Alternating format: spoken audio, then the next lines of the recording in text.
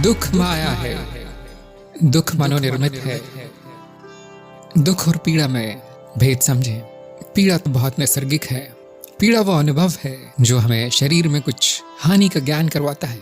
पीड़ा के संकेत स्नायु तंत्र में चलते हैं, उनका अनुभव पीड़ा के रूप में होता है और इस जीव को कोई उचित कर्म करने के लिए प्रेरित करता है, जैसे एक जगह बैठ जाना या उस पीड़ा के स्रोत से दूर चले जाना। ये बहुत उपयोगी है। पीड़ा की वजह से ही जीव जीवित रहता है। जैसा कि आप जानते होंगे, शरीर और स्नायु तंत्र चित्त की निचली परतें हैं। पीड़ा की स्मृति इतनी नहीं रहती।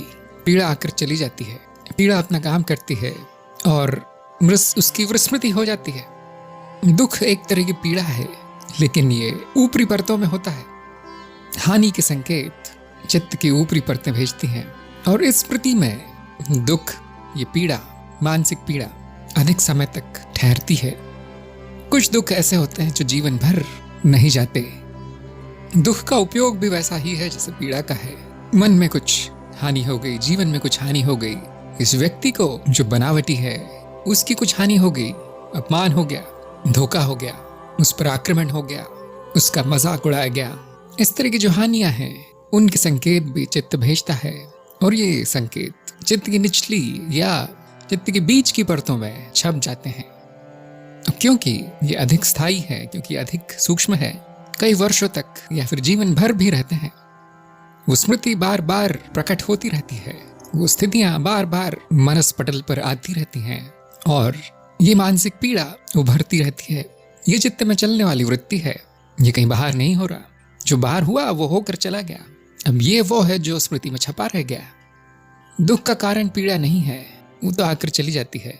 दुख का कारण जीवन की परिस्थितियां नहीं है, आपके संबंधी, प्रियजन या दूसरे अजनबी लोग नहीं हैं। दुख का कारण चित्त है। जिसे आप अपना कहते हैं, जिसे आप मैं कहते हैं, मेरा कहते हैं, वो है। ये अज्ञान नहीं तो क्या है? दुख का मूल कारण अज्ञान है। कौन सा अज्ञान? कि आपने चित्त को ही मैं समझ लिया है और उसकी वृत्ति को मेरी वृत्ति मान लिया है। न आत्म का ज्ञान है, न चित्त का ज्ञान है, न इन प्रक्रियाओं का ज्ञान है और इसी कारण, इसी अज्ञान के कारण आपका जीवन नरक है। किसी और कारण नहीं, कोई बीमारी कारण नहीं, कोई गरीबी कारण नहीं, जनता कारण नहीं, आपकी जाति, आपकी सरकार, ये सब कारण नहीं है। अज्ञान। क्यों ये हानि पहुंचती है चित्त को, क्यों ये मानसिक हानि होती है? यदि आप गहराई से देखें, ध्यान से देखें, तो जब भी हमारा कोई अनुभव हमारी इच्छा के विपरीत होता है, उसकी प्रतिक्रिया स्वरूप चित्त नकारात्मक तरह की वृत्ति उत्पन्न करता है। जैसे कि नकारात्मक विचार, दुखदायी भावनाएं, नकारात्मक वाणी और उल्टे सीधे कर्म, मूर्खता से भरे कर्म। ये प्रतिक्रिया आपने देखी होगी जब भी कोई अनुभव आपकी इच्छा के विपरीत हुआ होगा। जब भी ऐसा होता है, ये दुख की अवस्था है, इसी को हम दुख कहते हैं।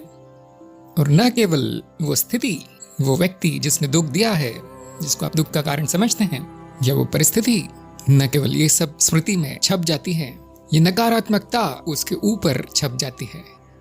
ये जो परिस्थितियां हैं, जो भी घटनाएं हुई हैं, वो तो उदासीन है, वो तो ना सकारात्मक है न नकारात्मक है, वो प्राकृतिक है। क्योंकि इच्छा के विपरीत है, चित्त की स्वयं की इच्छा के विपरीत है, उसको चित्त नकारात्मक रंग में रंग देता है और ये भी स्मृति में छप जाता है कि वो नकारात्मक घटनाएं थीं। जो प्रतिक्रिया होती है वो तो कुछ क्षणों में हो जाती है, चली जाती है, लेकिन ये स्मृति बार बार वापस आती है। बार बार चित्त वापस दुख की अवस्था में जाता है। क्योंकि जैसा कि आप जानते हैं, वृत्ति का अर्थ ही होता है जो दोहराए, जो वृत्ति में चले। दुख भी एक वृत्ति है, बार बार उठती है। ऐसा नहीं कि मैं चाहता हूं इसलिए हो रहा है। आप क्यों चाहेंगे बुरी बातें याद करना? ये ऐसा भी नहीं कि चित्त में कुछ है ऐसा जो चाहता है आपको दुखी रखना, या इस विश्व में ऐसा कुछ है जो इस अवस्था को बार बार दोहराना चाहता हो। ये चित्त का स्वभाव है, ये इस मशीन का स्वभाव है, इसमें यही सॉफ्टवेयर डाला गया है। प्रकृति ने इसको ऐसा ही बनाया है। ये जो स्मृति से चित्त की अवस्था आती है दुख की, वो अवसाद के रूप में, क्रोध के रूप में, घृणा के रूप में, कटुता के रूप में या फिर डर के रूप में। कभी कभी व्यक्ति अपनी ही निंदा में लग जाता है कि मैंने किया, ये बहुत बुरा किया, मैं बहुत मूर्ख था, ऐसा नहीं करना था, वैसा नहीं करना था, या फिर मैं बहुत पीड़ित हूं, मैं बहुत दुखी हूं, मैं इन स्थितियों का, इन व्यक्तियों का शिकार हूं, मेरे साथ हमेशा बुरा क्यों होता है। इस तरह के रूपों में ये दुख अनुभव किया जाता है। अब वो स्थिति नहीं है, अब वो व्यक्ति नहीं है, अब कुछ बुरा नहीं हो रहा, फिर भी चित्त की अवस्था ऐसी है। यदि चित्त मैं हूं तो ये मेरा ही किया हुआ है। जो समझदार है वो जानते हैं चित्त मैं नहीं हूं, समझ जाएंगे कि ये अपने आप हुआ है। ये एक तरह का दंड है, एक तरह के कोड़े हैं जो चित्त स्वयं को मार रहा है। ये दंड चित्त स्वयं को देता है और ऊपर से कहता है कि मैं दुखी हूं, देखो मैं कितना दुखी हूं। बार बार वही स्मृति निकाल के आपके सामने रखता है, देखो ये दुख है, ये दुख है, ये दुख है। और ये मैं हूं जो इसका शिकार हूं। इससे अहम भाव और बलशाली हो जाता है। जो मैंने किया वो मेरा दोष था, ये किसी और का दोष था। ये जो नकारात्मक भाव आ रहे हैं, बहुत बुरे बुरे भाव आ रहे हैं मन में, वो मेरे हैं, मैं ऐसा हूं। यह अहम भाव है जो दुख के घाव में मिर्ची डालने का काम करता है। न केवल ये प्रक्रिया चल रही है और स्मृति आ रही है, ये अहम भाव उसमें लिप्त हो जाता है और वो दुख को 10 गुना बढ़ा देता है। ये आपका स्वयं का अनुभव है। क्या ऐसा कोई है इस जगत में जिसने ये अनुभव नहीं किया? हाँ, ऐसे बहुत कम है जिन्होंने ध्यान नहीं दिया इस अनुभव पर। एक साधक ही चित्त की प्रक्रियाओं पर ध्यान दे पाता है, क्योंकि चेतना है। आम व्यक्ति में चेतना नहीं है, न ज्ञान है, न कुछ है। वो बेचारा दुख को झेलता है, सहता है। अब आप कहेंगे कि ये दंड क्यों मिल रहा है, स्वयं को क्यों दिया जा रहा है, चित्त ऐसा क्यों करेगा? ये तो प्रकृति की सबसे अच्छी कृति है, सबसे बेहतरीन रचना है, इसमें ये गलती कैसे हो गई? ध्यान रखे, चित्त जो भी करता है कुछ उसके पीछे कोई कारण होता है और वो कारण बड़ा तार्किक होता है। जब ये दंड पर दंड मिलते हैं उस प्राणी को, तो प्राणी को कुछ करने के लिए प्रेरित करते हैं। जैसे आपको भूख लगी है तो वो पीड़ा जो है वो प्रेरित करती है आपको कुछ खाने के लिए। यदि कुछ लगा है, चोट लगी है, तो वो पीड़ा प्रेरित करती है उस मरहम पट्टी करने के लिए और एक जगह चुपचाप बैठने के लिए। वो अंग आप हिलाना नहीं चाहते, हाथ पैर में चोट लगी है, आप उसको आराम देना चाहते हैं। इसी तरह से दुख भी कुछ ना कुछ प्रेरित करता है, कुछ ना कुछ करने के लिए। जैसे किसी ने आपका अपमान किया है तो ये दंड व्यक्ति को मजबूर करेगा कि जाके उसका बदला लें, दुगना अपमान करे। क्या वो अब शत्रु बन गया है व्यक्ति, तो उसको मार डालें। किसी ने आपको ठेस पहुंचाई है तो ये प्रेरणा मिलती है कि जाकर उसको भी ठेस पहुंचाए, कुछ उल्टा कर दे उसके साथ। या आपकी इच्छाएं पूरी नहीं हो रही तो दुख प्रेरित करता है इस प्राणी को कि जाके कुछ करो, इच्छाएं पूरी करो। ये इच्छाओं का चाबुक है, दुख के रूप में दिखाई देता है, क्योंकि इच्छाओं को भी अपना मान लिया है, दुख को भी अपना मान लिया है और इस सारी स्थिति को मेरी स्थिति मान लिया है। इस अज्ञान में वो प्राणी कुछ न कुछ करता है और हमेशा उल्टा सीधा ही करता है।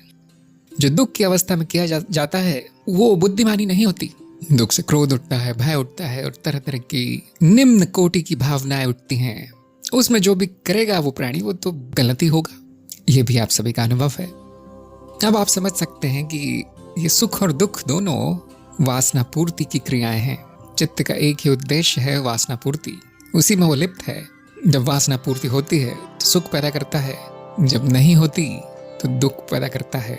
और ये दुख उसका आक्रोश है, वो उसका हिंसक रूप है चित्त का। जाओ अब तो पूर्ति कर दो वासना की, नहीं तो दुख, नहीं तो बार बार लाता है वो स्थिति को सामने।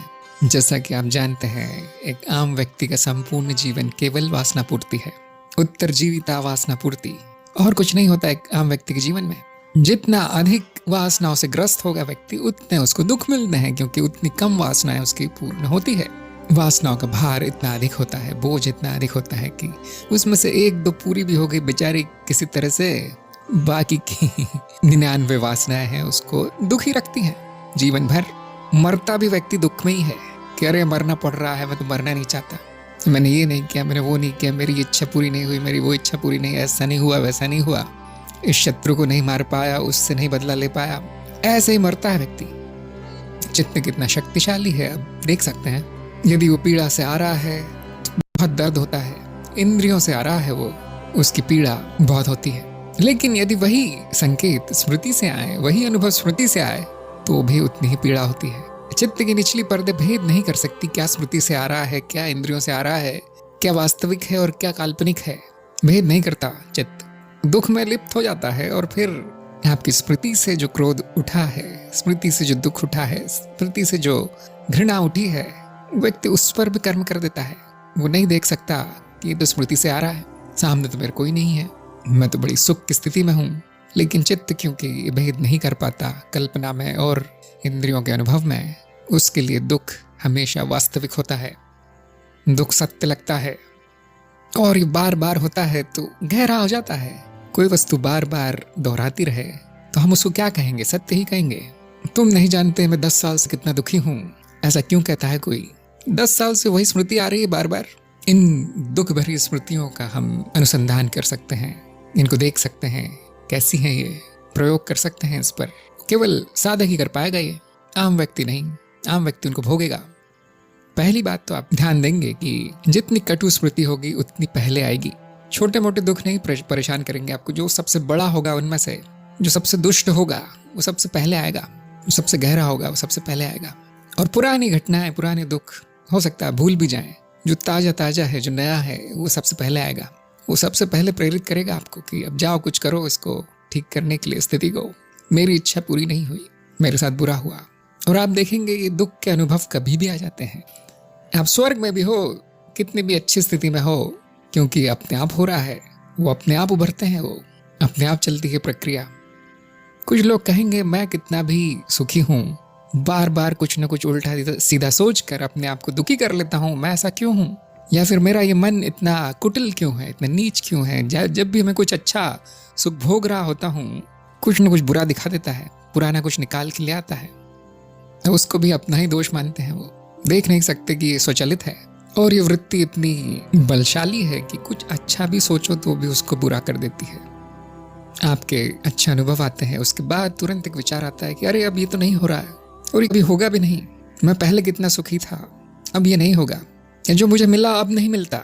इस तरह के विचार आएंगे। वो जो सुखी स्मृति है उसको भी दुखी कर देता है वो चित्त। ये कल्पना है लेकिन सत्य लगती है और नकारात्मक विचार पैदा करती है, दुख पैदा करती है।